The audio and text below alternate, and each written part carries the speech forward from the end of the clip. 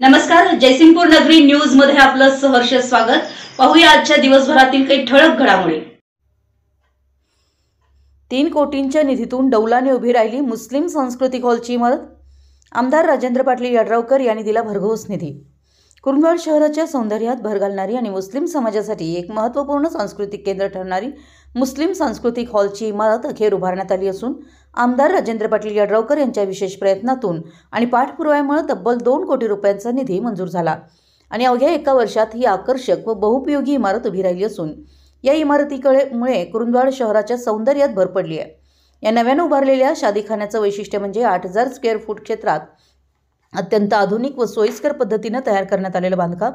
या इमारतीमध्ये एक प्रशस्त व भव्य हॉल, किचन रूम, वधूवरांसाठी स्वतंत्र खोल्या तसेच महिला व पुरुषांसाठी स्वतंत्र शौचालय अशा सर्व मूलभूत सुविधा पुरवण्यात आल्या। ही इमारत केवळ विवाह सोहळ्यापुरती मर्यादित न राहता समाजातील सांस्कृतिक कार्यक्रमांसाठी सुद्धा ही इमारत उपयुक्त ठरणार आहे। प्रथम टप्प्यात 1.5 कोटी आणि दुसऱ्या टप्प्यात 55 लाख रुपयांचा निधी मंजूर करून एकूण 2 कोटी रुपये खर्चून हे काम यशस्वीपणे पूर्ण करण्यात आले। सार्वजनिक निधीचा अचूक व वेळेत उपयोग कसा करावा याचे एक उत्तम उदाहरण ठरतं।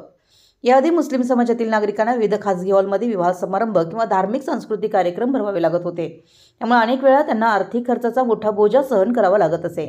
मात्र आता मुस्लिम सांस्कृतिक हॉलची इमारत उपलब्ध झाल्यामुळे नागरिकांचं आर्थिक नुकसान टळणार असून गरजेप्रमाणे वेळेनुसार उपयोगही अधिक सुलभ होणार आहे।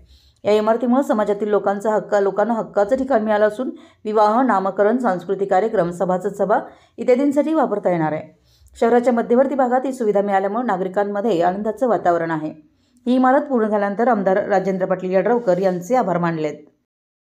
आमच्या जयसिंगपूर नगरी न्यूज चॅनलला लाईक करा, सबस्क्राइब करा आणि हो, स्क्रीनवर दिसत असलेला व्हॉट्सअप नंबर तुमच्या मोबाईलमध्ये ॲड करा। पाहत रहा जयसिंगपूर नगरी न्यूज चॅनल।